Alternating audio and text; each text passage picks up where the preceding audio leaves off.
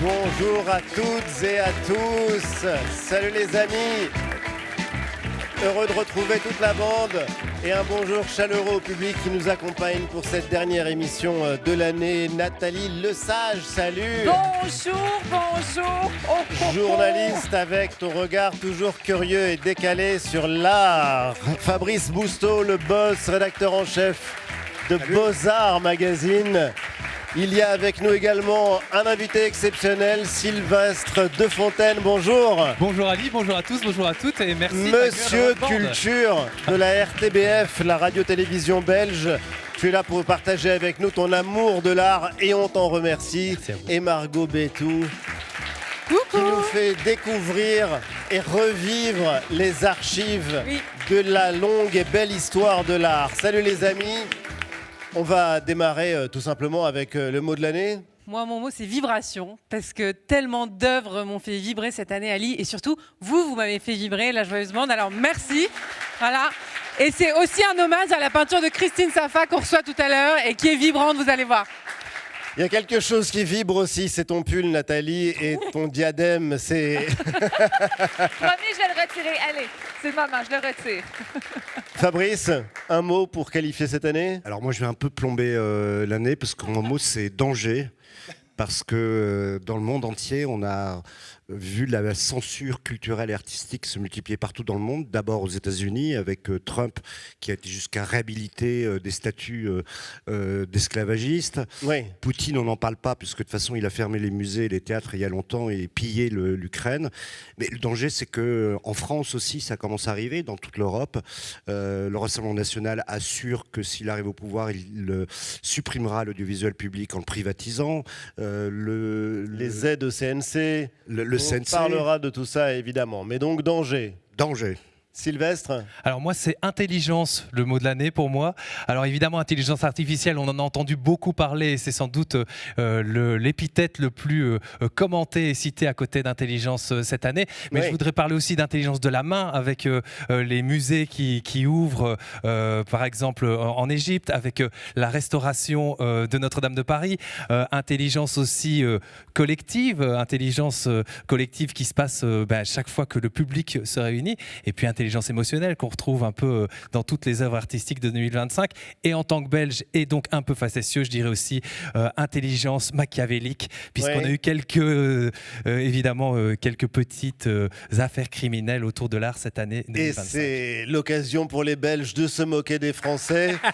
Et c'est de bonne guerre. On en parlera tout à l'heure, mais en tout cas, merci Sylvestre d'apporter de la bonne humeur après le danger, donc un peu d'espoir. Et toi Nathalie, ton mot ? Mon mot, c'est historique, parce que cette année, elle a été historique à tous les égards, que ce soit les records d'œuvres vendues, que ce soit le début de ce fantastique show qui est la Grande Galerie francophone. Mais oui, et qu'on est heureux de porter chaque semaine pour vous, cher public. Voilà, donc une année historique à vos côtés. Et d'avoir Sylvestre Defontaine parmi nous, bien sûr. D'avoir Sylvestre pour la Saint-Sylvestre. Voilà. Ah, c'est beau. C'est bien joué quand même. Hein, plutôt pas mal. ouais. Merci d'être avec nous. Tout de suite, la claque de la semaine.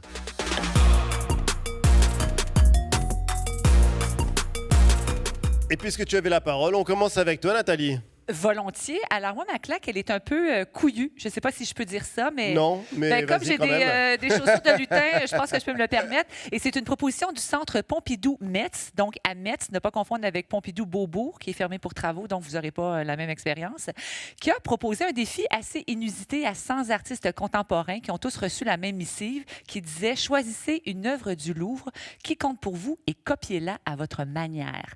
Donc, un bar ouvert à laisser libre cours leur créativité, bien sûr, mais avec comme exception de copier les plus grands. Donc, des artistes autant émergents qu'affirmés ont reçu cette invitation, entre autres Jeff Koons, Nina Chedres qu'on a reçu, et également Christine Safa qu'on va recevoir un peu plus tard, On a le bonheur de recevoir. Exactement. Donc, et parce que c'est un souhait des conservateurs, en fait, de s'inspirer du talent des grands, donc en copiant. Une exposition qui s'appelle Les Copistes. C'est présenté donc à Beaubourg-Metz jusqu'au 2 février. Et vous pourrez découvrir la version 21e siècle de L'Hermaphrodite endormi, de La liberté guidant le peuple d'Eugène Delacroix, ainsi que La victoire de Samothrace. Ah, c'est génial. C'est beau, hein? Ouais, c'est intéressant. C'est En vraiment, plus, c'est une réappropriation de l'œuvre complètement. originale. Et de tous les... En fait, les La artistes... victoire de Samothrace, ça j'adore. Il y a des artistes de toutes les chapelles, en peinture, en vidéo, en photographie. Donc, c'est complètement... C'est le passé qui rencontre le présent, donc j'adore. Bah, merci pour ce premier cadeau. Ça me fait plaisir. Fabrice? Écoute, moi je vais continuer avec les copistes, Oui. parce que je vais parler d'une très grande dame de l'art contemporain anglaise, Bridget Riley, qui a 94 ans et qui est invitée par le musée d'Orsay. Pourquoi elle était invitée par le musée d'Orsay? Parce que dans les années 50, quand elle cherchait un peu à définir son style, elle s'est rendue compte qu'elle était fascinée par Georges Seurat et elle a commencé à copier des tableaux de Georges Seurat. Le peintre français. Le peintre français, post-impressionniste. Post-impressionniste. Très connu pour son côté les pointillistes, ce que l'on peut voir maintenant à l'écran. Et en fait, elle s'est rendue compte que une œuvre, elle devait être à la fois très contrastée et à la fois avoir une part d'indéfini, de mystère. Et ça donne chez elle des tableaux qui sont totalement hypnotique.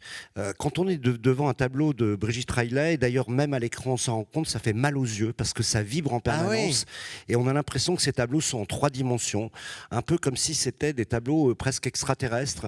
Ils sont encore plus fous quand ils sont en noir et blanc, on voit certaines œuvres en couleur, mais quand on est face à une œuvre en noir et blanc comme celle-ci, eh bien on a vraiment l'impression d'un art optique vibrant. C'est fabuleux et j'adore moi cette idée. Hallucinatoire. Faut vraiment aller le voir et c'est vraiment un dialogue en plus entre 2 artistes à un siècle d'écart. C'est génial. Ouais, et puis il y a le pull de Nathalie qui est là pour faire le lien entre les deux. Merci en tout cas, non, c'est impressionnant. Sylvestre, ta claque de la semaine? Alors Ali, moi je vais rester dans l'indéfini et dans le mystère avec une claque qui a un bruit de portière de voiture avec German Tuners from the 80s and the 90s, qu'on pourrait traduire en français par les transformateurs, les préparateurs de voitures allemands des années 80 et des années 90. Ça se passe à l'Auto World de Bruxelles, donc c'est le musée de l'automobile.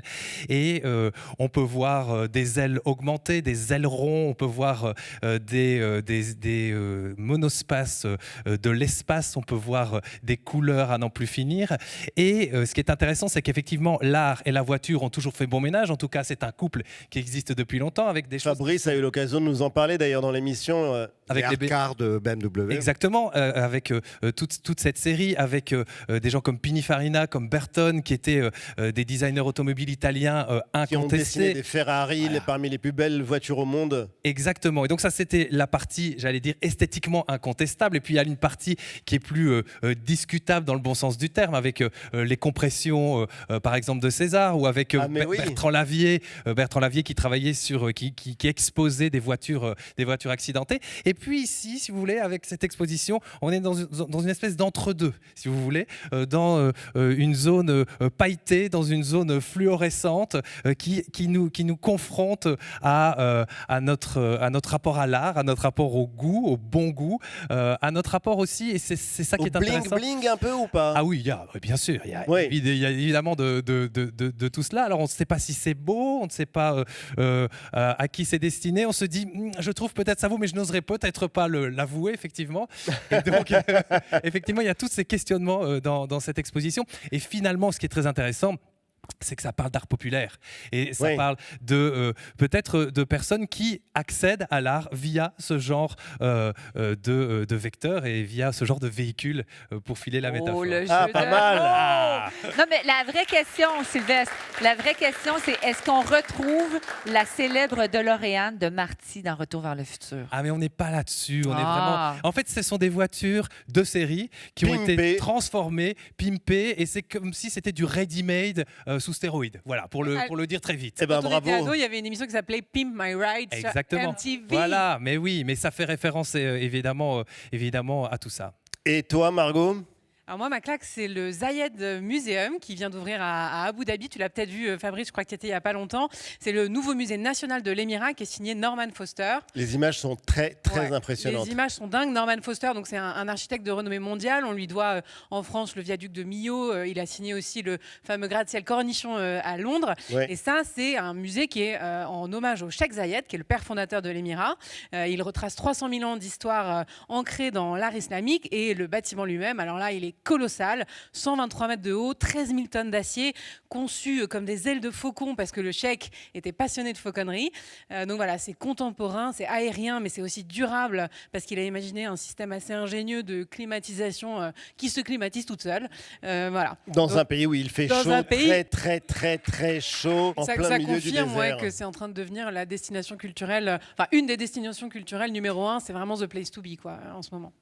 Bah merci. En tout cas, quant à moi, j'ai eu ma claque de l'année en allant voir l'exposition Le Paris Noir au centre Georges Pompidou. Et c'est vrai que c'est assez fascinant de voir tous ces artistes qui sont venus en France dans les années 50, 60, parfois même un peu avant, qui se sont emparés des codes de la peinture, de la sculpture occidentale, parfois celle de l'ancien colon, pour créer tout simplement et inventer un langage nouveau. Ça a été l'une de mes très grandes révélations et un grand bonheur de cette année.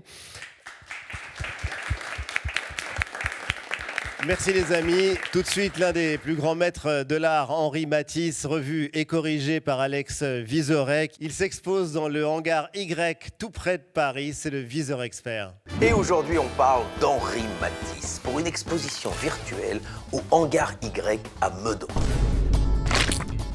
L'exposition à Meudon s'appelle Danse, danse, danse, en hommage à l'un des plus célèbres tableaux de Matisse, La Danse. Même si on dirait moins une danse qu'une séance de yoga naturiste en Ardèche. Autre tableau extrêmement célèbre, celui-ci, Fenêtre ouverte à Collioure. Magnifique. Suivi d'un tableau qu'on connaît moins, Porte-fenêtre à Collioure. Il avait moins envie de travailler ce jour-là. Ici, Nu bleu. Je savais pas que là, je trouve, vous avez fait des photos de charme. Ou ici, La tristesse du roi, où on ressent toute la peine de Nicolas Sarkozy à chaque fois que Carla Bruni sort sa guitare. À la fin de sa vie, Henri Matisse ne pouvait plus peindre. Il était tellement mal en point. Alors il a fait des collages, comme par exemple celui-ci, l'escargot. Et quand on voit l'escargot, on se dit qu'il est encore plus mal en point que Matisse. Allez, tous à Meudon pour danser avec Matisse. Elle danse, Marie, elle danse. Merci Alex. L'expo Danse, danse, danse. C'est donc au hangar Y, près de Paris, jusqu'au 8 mars prochain. Et on passe tout de suite au palmarès 2025. Les temps forts de l'année 2025 et on commence avec toi Margot. Ali, moi ce qui m'a marqué en 2025, c'est la vague de restitution qui a eu lieu de l'Occident vers l'Orient. Donc c'est vraiment un mouvement qui s'est intensifié cette année. Ça a commencé avec les bronzes du Bénin. Les bronzes du Bénin, c'est des objets d'art qui ont été créés par le peuple Edo dans l'ancien royaume du Bénin qui est l'actuel Nigeria. Il y a eu une première vague de restitution de l'Allemagne vers le Nigeria en 2022. Puis à nouveau cette année les Pays-Bas. Et alors là, ils ont annoncé qu'ils allaient restituer une centaine de bronzes. Voilà, donc c'est une des plus grandes restitutions qu'ait jamais connue le Nigeria. Il y a encore des bronzes du Bénin qui sont au British Museum aussi en Angleterre et qui ne sont toujours pas repartis. Ouais. Donc voilà. Et puis l'autre objet un peu marquant, c'est le tambour parleur Gigi Ayokwe. C'est un instrument sacré qui mesure 3 mètres de longueur. Et alors lui, il a été, est-ce qu'on peut dire volé? Je ne sais pas. Si, on peut le dire. Emprunté, spolié.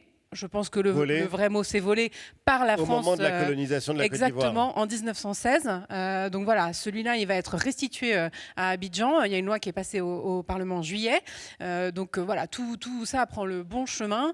Il y a une loi cadre qui est aussi en discussion en France pour qu'il y ait une restitution, je dirais, je simplifie un peu, mais automatique de ces objets vers l'Afrique. Et puis c'est bien parce que, par exemple, c'est une vieille loi de 1963 qui empêche le British Museum de rendre les bronzes du Bénin. Donc quand les lois sont obsolètes, il faut les changer. Et quand on voit la fierté et l'émotion que ça a suscité au Bénin, au Nigeria, ou par exemple là en Côte d'Ivoire avec le retour de ce tambour, on se dit qu'on vit une période historique, effectivement, comme le disait Margot. Ton image de l'année, Nathalie? Alors moi, mon image de l'année, vous aurez compris que Noël, pour moi, c'est sérieux. Et, il y a une ça, on l'a vu, c'est oui. ça, vous l'avez compris. On l'a vu. Et il y a une tradition. Montre-nous tes pieds de nouveau. Remonte ta couronne, remonte ta couronne. Ah, je remets ma couronne, c'est ça mon diadème. Tu m'aides? Voilà. Enfin, là, je suis couronnée. Voilà, la Très reine. bien. Ah! Alors, il y a une La reine tradition. Nathalie. Pas de photo, pas de photo.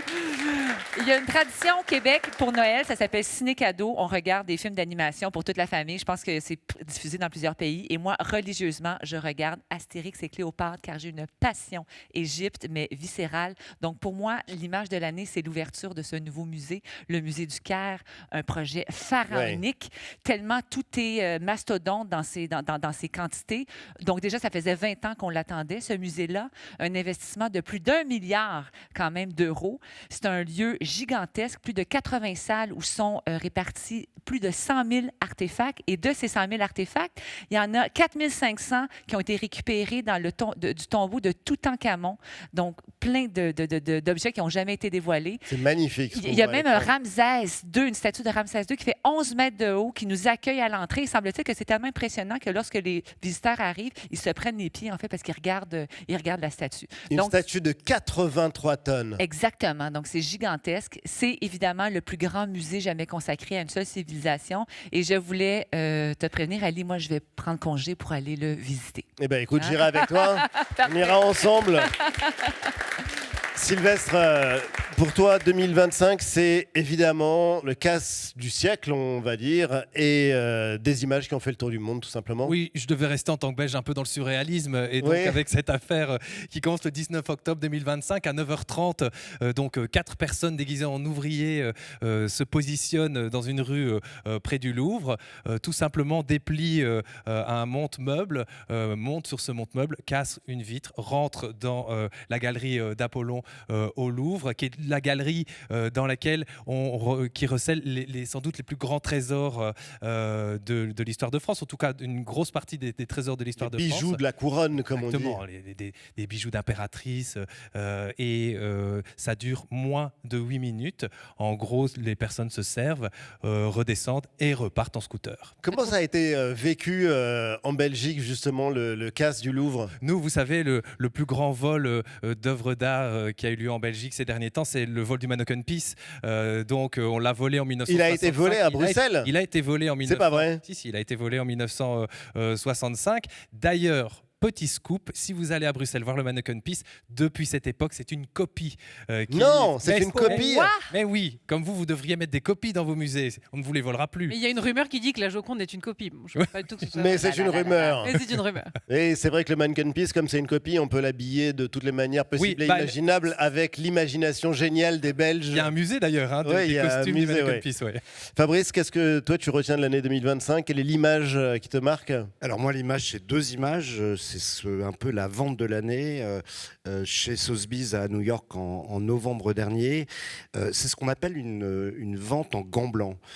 En gants blancs? Oui, vous savez ce que c'est qu'une vente en gants blancs? Une vente, j'imagine que l'objet doit être précieux, donc il faut mettre des gants blancs pour ne pas l'abîmer? Pas du tout. C'est une tradition des commissaires-priseurs. Lorsqu'ils ont vendu, ce qui est très rare, à une vente aux enchères, 100% des lots, ils mettent des gants blancs. Pour dire tellement c'est exceptionnel. Et donc ça, c'est une vente en gants blancs. 100% des lots ont été vendus. Et donc ces 2 tableaux absolument incroyables. Le portrait d'Elisabeth Lederer par Gustav Klimt, qui est un des seuls portraits qui était encore en main privée de Klimt et qui a fait un record à 204 millions d'euros. Ce qui fait qu'en fait, c'est la 2e œuvre la plus chère du monde, vendue le plus cher au monde. Après le Salvador Mundi, après Léonard de Vinci, dont l'acheteur est toujours resté mystérieux. Oui, mais on est quasiment certain que c'est MBS, le prince héritier d'Arabie Saoudite. J'étais deuxième. Et dites-vous que depuis l'acquisition, le tableau a disparu et qu'il y a une rumeur folle qui circule disant que le tableau est emmené sur le yacht de MBS et que son enfant l'a fait tomber dans la mer. Alors le 2e tableau qui était vendu aussi un prix incroyable, c'est Le Rêve de Frida Kahlo, qui en fait le le tableau le plus cher au monde d'une femme artiste. Et ce qui est assez fou, c'est qu'en fait, il y a à peu près 10-12 ans, on disait est-ce qu'un jour un tableau fera 100 millions d'euros en vente aux enchères. Il y a eu le Mundi qui a fait 450 millions d'euros et aujourd'hui on est en train de se demander si un jour un tableau fera 1 milliard et je pense qu'un jour un tableau fera 1 milliard. Mais qu'est-ce que ça raconte ces ventes records? Par exemple, celui de Gustav Klimt, c'est même pas son tableau le plus célèbre ni le plus iconique. Qu'est-ce que ça raconte? Oui, Ça raconte, alors le tableau aurait été acheté... ces plafonds qui sautent. Le tableau aurait été acheté par Abu Dhabi. Ce que ça raconte, c'est que l'essentiel des trésors de l'histoire de l'art, ils sont en Occident aujourd'hui, dans les grandes collections du Louvre, du Centre Pompidou, du Met à New York, et que donc les pays du Golfe qui sont en train de construire des musées gigantesques, ils ont besoin aussi, eux, d'obtenir des chefs-d'œuvre. Et j'allais dire que la marchandise est tellement rare aujourd'hui que des tableaux de cette qualité, les prix vont exploser. C'est l'une des raisons pour lesquelles il y a un débat auquel moi je suis favorable. Vous savez qu'en France, il y a le principe, c'est une loi qui s'appelle le principe de l'inéliabilité des œuvres. L'inéliabilité des œuvres, elles ne peuvent pas quitter le territoire français. Elles ne peuvent même pas être vendues. C'est-à-dire le Louvre, le Centre Pompidou n'a pas le droit de vendre une œuvre, contrairement à tous les musées américains. Et certains, dont je fais partie, pensent qu'il faut qu'il y ait une loi spéciale d'exception, par un moment donné, où on puisse permettre au Centre Pompidou, au Louvre, de vendre 1 ou 2 tableaux pour pouvoir financer les travaux. On parlait du musée d'Égypte qui a coûté 1 milliard. La rénovation du Louvre, on l'estime à 1 milliard. On n'a pas l'argent en France, l'État n'a pas d'argent. C'est difficile de trouver des sponsors. Pourquoi pas vendre 1 ou 2 chefs-d'œuvre quand on en a autant? Le débat est ouvert. Non, Margot, j'allais Nathalie dire que c'était vraiment stratosphérique à quel point le marché de l'art avait changé, parce que le Frida Kahlo qui a été vendu 54 millions, la dernière fois qu'il a été vendu, c'était 51 000 $. C'est 1000 fois plus. Mais ça montre aussi qu'enfin, la valeur marchande des œuvres d'artistes féminines commence à grimper. Et vive Frida Kahlo. Quant à moi, je voulais vous parler d'un musée très particulier. Il n'y a pas de gardien, il n'y a pas de file d'attente, c'est un musée imaginaire, il est complètement virtuel.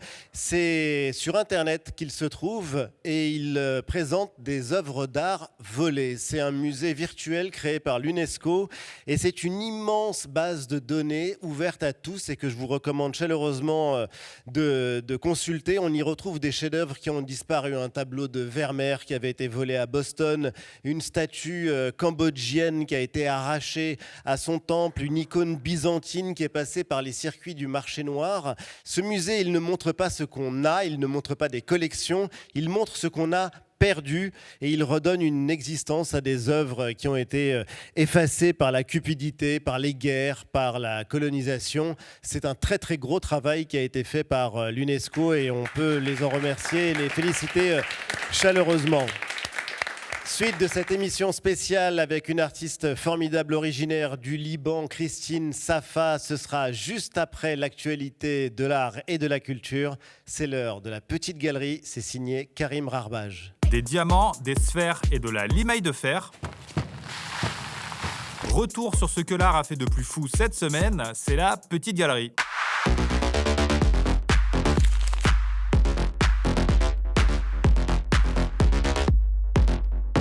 Et on commence par le fololo. Aujourd'hui, on suit le compte de Sarah Shakil, une artiste pakistanaise qui met littéralement des paillettes dans ta vie.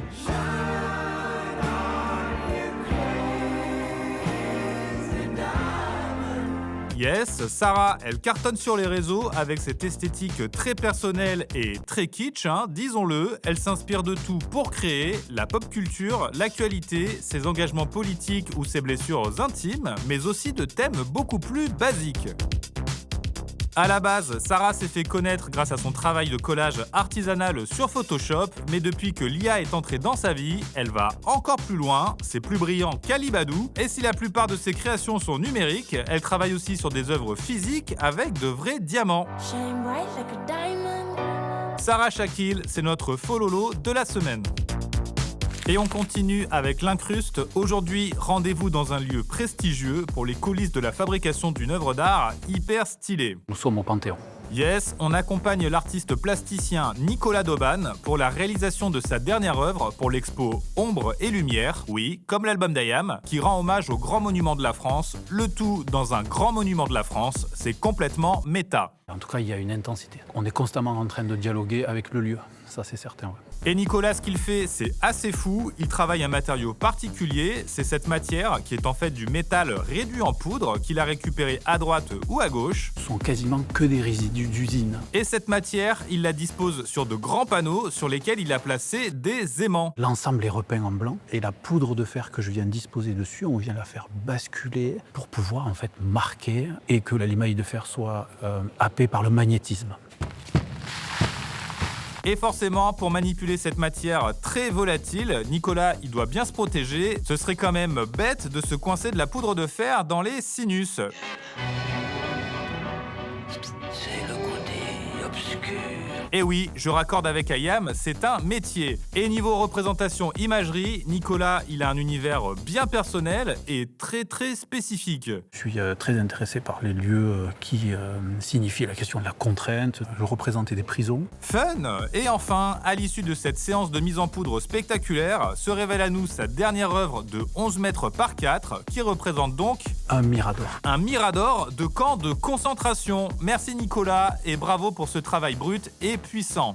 Et on termine sur une vraie dinguerie. Cette semaine, lumière sur Daisuke Samejima, un artiste japonais qui me fascine. Daisuke, il peint sur des sphères, des scènes de vie tokyoïtes ultra réalistes.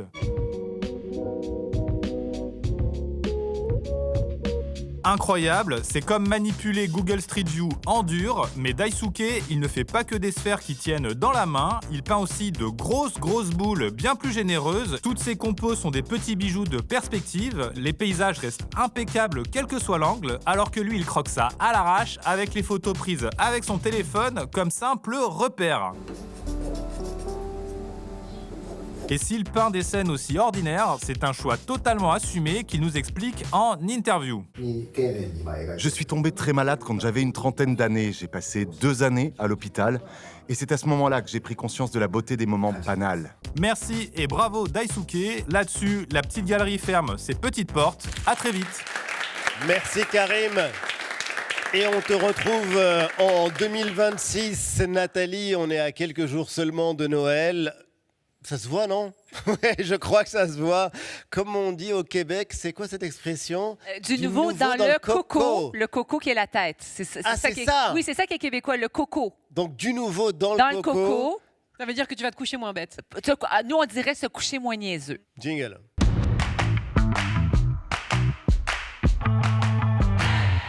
Alors, du nouveau dans le coco spécial Noël, mais pour adultes. Donc, les enfants, on bouche les oreilles, car je vais vous raconter comment le Père Noël est né. Et non, ce n'est pas dans un chou. Tant qu'il existe, ça va. Hein, les enfants peuvent rester regarder. On y vient. Donc, vous allez voir, c'est comme une recette de gâteau aux bananes. Les versions varient, mais les ingrédients restent les mêmes. Ça vous prend, pour commencer, un sein. Donc, en l'occurrence, qu'est-ce qu'il y a, Margot? On a perdu Margot. Nicolas de Myre, qui est un évêque du 4e siècle turc, qui était tellement généreux, qui était tellement exceptionnel, qu'il a été évidemment canonisé. Donc, d'où l'origine de la Saint-Nicolas, un 6 décembre. Donc là, je devrais vous raconter que les protestants ont un petit peu boudé cette cérémonie en Europe, mais on n'a pas le temps, car, Sylvestre, on est attendu au 17e siècle par des navigateurs hollandais qui s'apprêtent à mouiller l'ancre dans les futurs United States of America. Et qu'est-ce qu'ils amènent, les Hollandais, dans leur valise, vous croyez? De la bière. Nicolas. De la bière, des armes, bien sûr, mais leur Saint-Nicolas, qu'eux prononcent comment? Sinterklaas. Exactement, Sinterklaas. Bravo. C'est une grande tradition belge, en fait. Donc, évidemment, les Américains ont... La Belgique, la Hollande. Oh là là, OK, décrochage, on revient. Ça ne sera bientôt qu'un seul et même pays. Il paraît, oui. On revient. Donc, les Hollandais, Sinterklaas, évidemment, les Américains ont transformé ça et c'est devenu Santa Claus. Je saupoudre mon deuxième ingrédient, la littérature. Sur le banana cake? Oh, on dit gâteau banane, Ali. Hein? On dit gâteau banane. Donc, on saupoudre de la littérature, mais je dirais une barge de contes de Noël.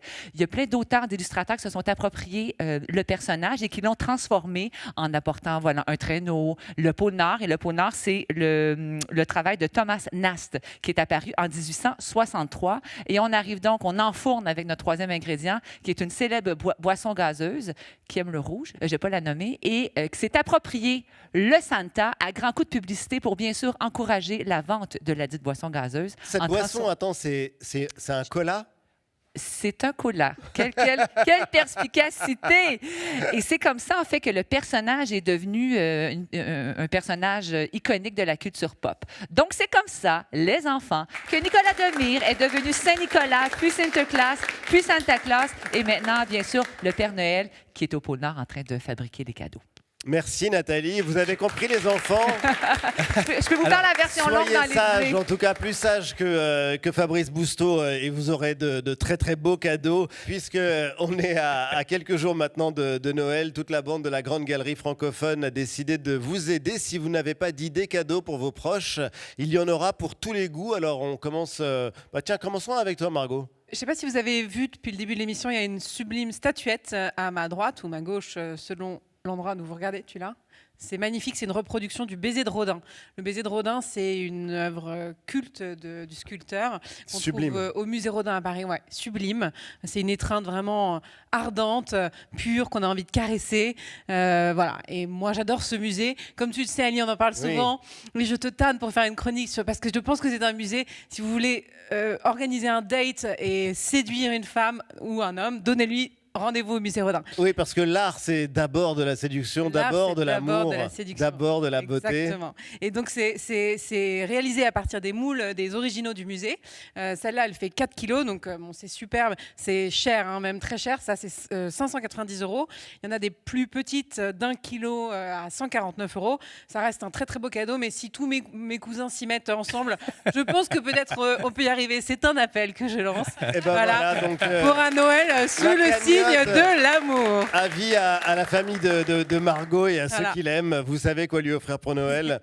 Quant à toi, Nathalie?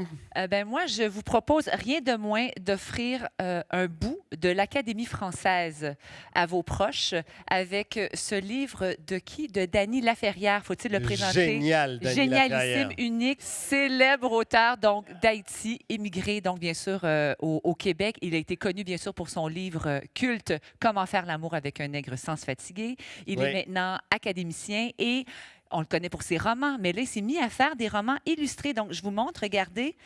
Donc, c'est lui qui fait les dessins et c'est son écriture. Donc, c'est lui qui a écrit les livres. Alors, je vous propose de découvrir ce livre qui s'appelle « L'exil vous le voyage ». Et c'est vraiment ça à découvrir. Et tout ce que fait Dany Laferrière est incroyable. Vaut incroyable. Le détour et on le recevra dans la Grande Galerie Francophone. Fabrice, alors moi, tu vas relever le défi du cadeau le plus cher, je pense, aujourd'hui. J'ai le cadeau le plus cher et peut-être le moins cher aussi. Alors, le cadeau le plus cher, je commence effectivement pour les téléspectateurs, les 0,001% qui vont pouvoir se l'acheter. C'est un homard. C'est le homard le plus cher du monde. Oui. Mais alors, c'est un homard fait par Jeff Koons. Jeff Koons, tout le monde le connaît, l'artiste le plus cher du monde, vivant, et qui américain et qui est très connu pour ce qu'on appelle ces balloon dogs, ces chiens qui ont l'air d'être des chiens gonflés, en fait, qui sont faits dans un matériau en acier extraordinaire, poli pendant des mois et des mois. Et il avait fait un homard qui ressemblait à une bouée gonflable d'enfant, mais en fait qui était en acier, qui était déjà très précieuse. Il fait une grande exposition au château de Versailles. Et au château de Versailles, soudainement, il est fasciné par les services de table du château de Versailles. Et donc, il a fait ce qu'on appelle un tour de table. Oui. Un tour de table, c'est ce homard qui, en fait, s'ouvre et on peut servir, comme vous le voyez sur les images, du caviar, une tonne d'éléments. Alors, il faut imaginer que cette œuvre... Un beau repas. Elle est faite, un très bon repas, elle est faite à 100 exemplaires et chaque exemplaire est vendu 100 000 €. Pardon? 100 000 €. Sérieusement? Sérieusement. Alors, pourquoi? Parce que un Jeff Koons, ça vaut très cher, le marché de l'art, mais aussi parce que c'est une œuvre qui a demandé 8 ans de travail, 8 ans de conception, 40 artisans de la société Bernardo qui l'ont réalisé, 8 types de cuissons différentes pour obtenir ces couleurs. Donc c'est en fait une sorte de mélange entre... Mais c'est une œuvre d'art? C'est une œuvre d'art puisqu'elle est à 100 exemplaires et donc elle peut être vendue aussi par une galerie. Et c'est une œuvre entre l'art contemporain, l'art conceptuel, et puis les métiers d'art, parce que c'est fait par un des plus grands artisans d'art français, Bernardo. Alors j'ai un autre cadeau beaucoup moins cher. Merci, parce que je pense que si on se cotise tous, on n'y arrivera jamais. Mais on en a des homards au Canada beaucoup moins chers. Hein. Je dis ça, Oui. je dis rien, voilà. On peut les ramasser à la main d'ailleurs. Exactement. Et alors j'ai un cadeau beaucoup moins cher d'un très grand artiste aussi, John Armleder, qui est un artiste suisse très connu parce que ce qui l'intéresse dans le travail, c'est le décoratif, c'est de créer du plaisir pour tout le monde. Alors il a fait des tasses de café entre guillemets disco de boîte de nuit. Je vous montre avec une matière totalement nouvelle qui sont... Et les tasses de café sont iridescentes. Donc, selon le moment, l'endroit où vous le mettez, elles changent de couleur. Ah, génial. Et le duo de ces tasses à café coûte la modique somme de 75 €. Et c'est une œuvre d'art aussi. C'est une œuvre d'art aussi. Illy Café, Art Collection, qui chaque année demande à des artistes de concevoir des tasses à café. Eh bien, écoute, merci pour le conseil. Moi, je vais prendre la dorée. Oui. Tu prends le homard, Sylvestre? Je peux l'avoir? Bien sûr, Oui, bah alors, c'est un cadeau de Fabrice. Ah bah, génial, mais Non, je n'y mettrai toi, ton rien du conseil tout, j'aurais cadeau. trop peur de les brécher. Ton conseil Alors mon conseil, il est ici. C'est une reproduction d'un artiste belge qui s'appelle Corentin Spire. Cette reproduction s'appelle Faire des enfants forts, et cette reproduction, c'est une œuvre d'art avec un supplément d'âme. Je vous explique. Corentin Spire, il a commencé à faire des œuvres gigantesques sur des murs, sur des buildings, puis il a fait aussi des toiles, et en ce moment, bien, il alterne entre les deux. Et puis Corentin Spire, il trouve que l'art ne doit pas se limiter au simple geste artistique, mais doit générer du bien autour de soi. Et c'est la raison pour laquelle il a décidé d'offrir cette reproduction à toute personne qui ferait une bonne action. Et donc, je peux vous l'offrir à l'un d'entre vous ici, mais la condition, c'est que vous fassiez une bonne action envers quelqu'un que vous ne connaissez pas, donc ça doit être une personne inconnue. Vous devez effectivement faire quelque chose pour changer sa vie, passer du temps avec cette personne, et on peut s'inscrire sur son site, expliquer ce qu'on a fait et recevoir l'œuvre. Il y a des gens de Marseille qui donnent des cours de peinture à des enfants qui ont reçu cette œuvre. Il y en a d'autres au Maroc qui ont des ateliers autour de la découverte de l'art. Génial. Et c'est finalement un cadeau différé, donc vous décidez de l'offrir à quelqu'un, et vous, pour la payer, si on veut, quelque part, eh bien, vous donnez de votre temps. Et il dit que c'est aussi une manière pour les gens qui n'ont pas nécessairement les moyens d'acheter ces œuvres, de les acheter au travers du temps qu'ils vont passer à donner du Merci bien aux autres. Sylvestre. Et quant Un geste, à moi, une œuvre. C'est un geste, une œuvre et une très belle idée. Merci Sylvestre.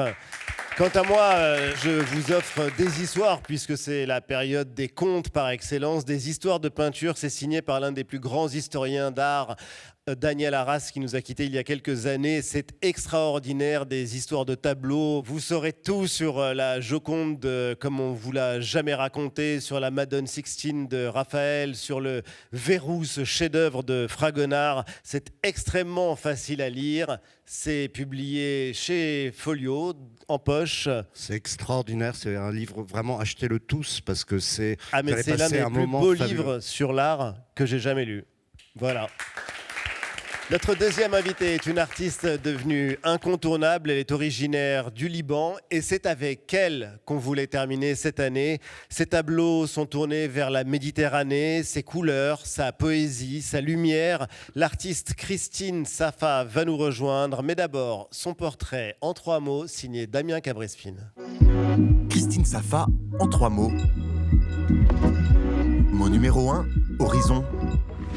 Christine Safa est une artiste de l'horizon. Elle peint des paysages baignés de lumière. Ses tableaux sont des soirs d'été vibrants. C'est souvent l'horizon ciel-mer qui est en moi et qui revient.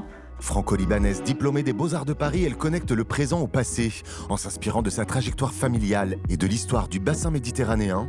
L'horizon, ça fait depuis que je vais au Liban que je vois cette ligne. Mot numéro 2, reste. Christine Safa peint ce qu'il reste. Son œuvre est une exploration de ruines mémorielles. Je peins pas d'après images, je peins beaucoup d'après des souvenirs. Christine Safa peint des paysages, des figures et des portraits. Ses tableaux naviguent entre abstraction et figuration, entre joie et mélancolie. Ce qui est beau, c'est de justement ne pas savoir et de chercher et d'essayer de trouver. Et enfin, mot numéro 3, sentimental. Pour créer ces tableaux, Christine Safa broie des pigments purs qu'elle mélange ensuite à de l'huile. C'est ce qui me permet de gérer un peu la densité de la couleur. Son œuvre est également un territoire sentimental. Son amoureux Nathan est devenu un motif récurrent dans ses tableaux. Christine Safa est dans la Grande Galerie francophone.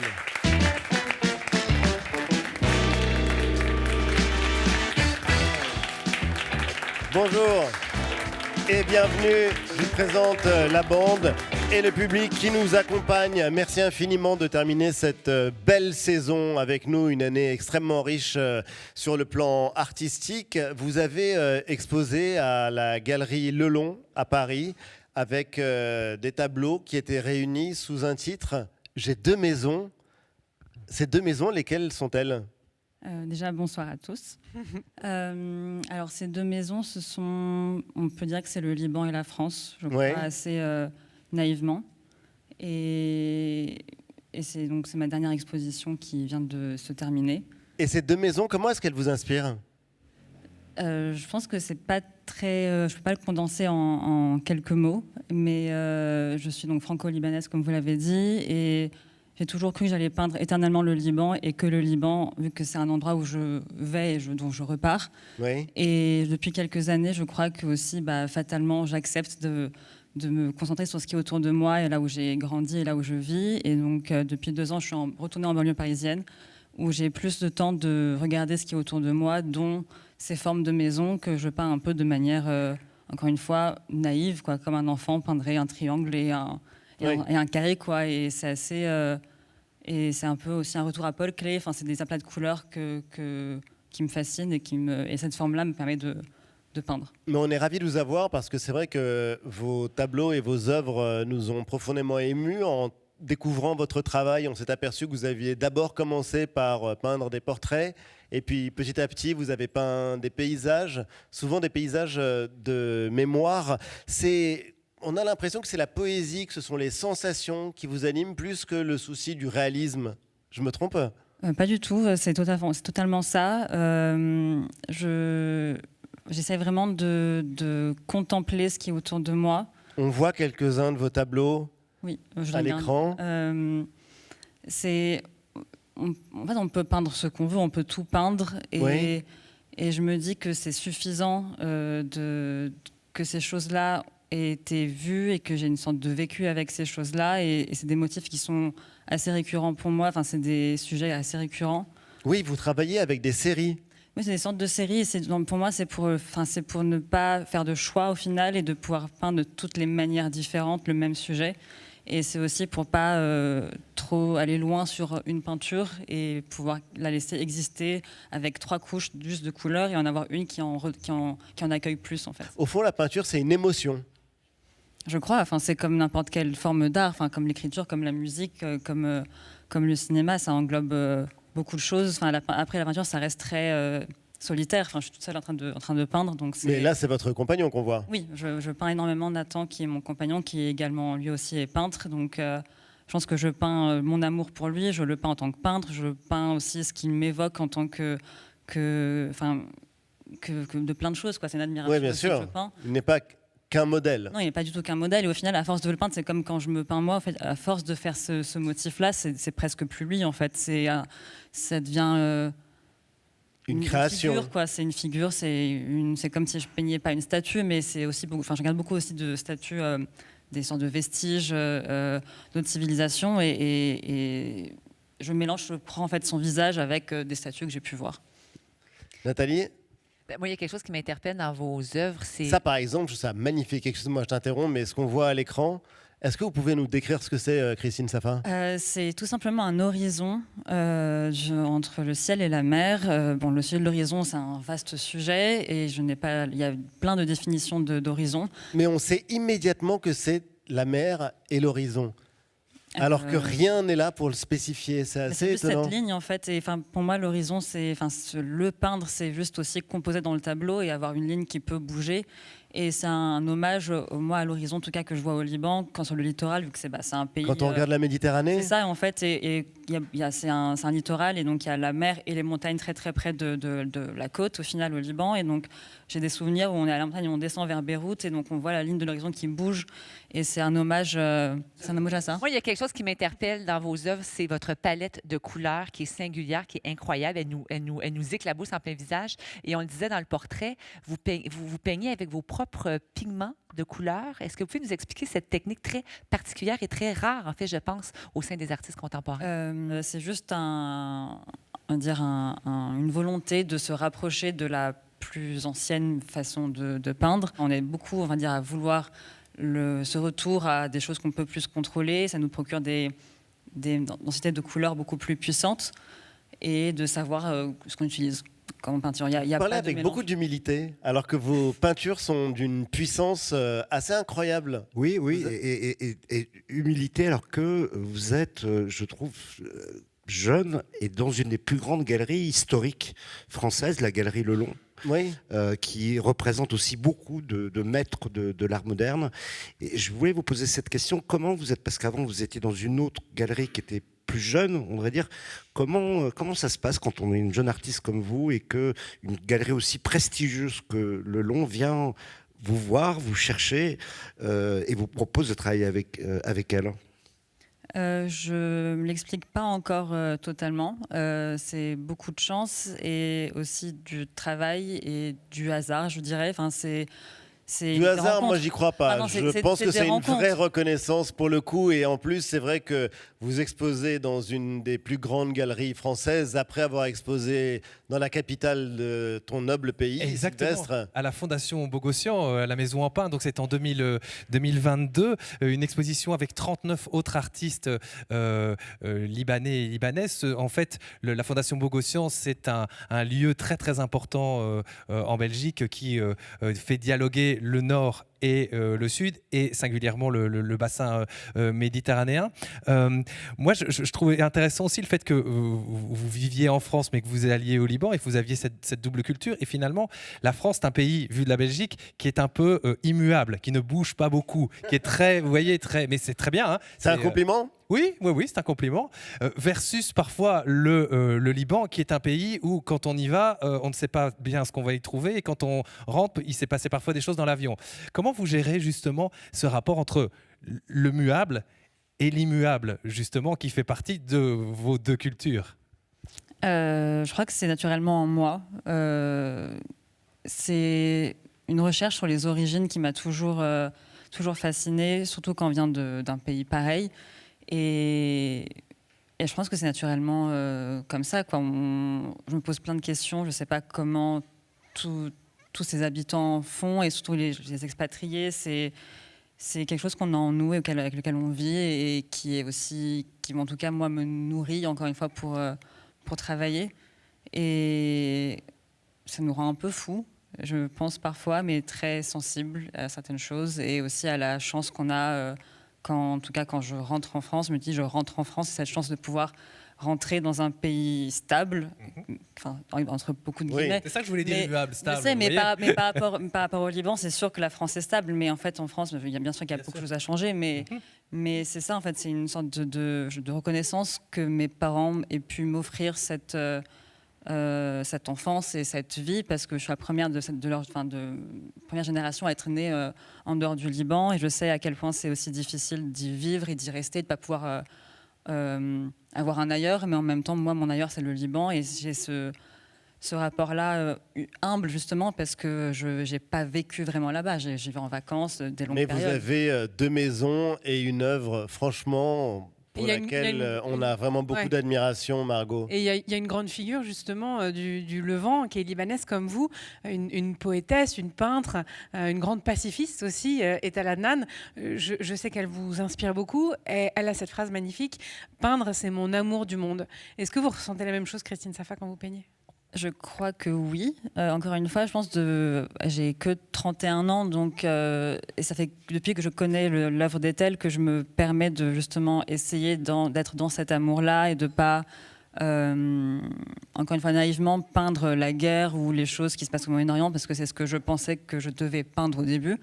Et au final, elle m'a permis, elle et Agnès Martin et plein d'autres artistes femmes, souvent, par leurs mots, de me tourner vers des choses qui étaient beaucoup plus personnelles et qui étaient de l'ordre de la poésie, de l'amour, et des choses qui me touchent personnellement. Et qui nous touchent, nous, spectateurs, personnellement. Merci infiniment, Christine Safa, d'avoir accepté notre invitation. On va maintenant ralentir le rythme pour prendre le temps de la contemplation, comme chaque semaine. Direction la Fondation Cartier à Paris pour découvrir Women with Shopping. C'est une œuvre de l'un des plus grands sculpteurs d'aujourd'hui, l'Australien Ron Mueck. Regardez, c'est fascinant.